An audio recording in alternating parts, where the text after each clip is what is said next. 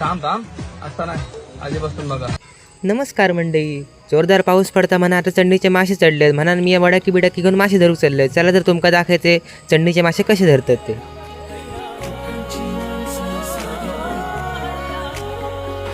ही बघा झाली बाबा एकदाची सुरुवात.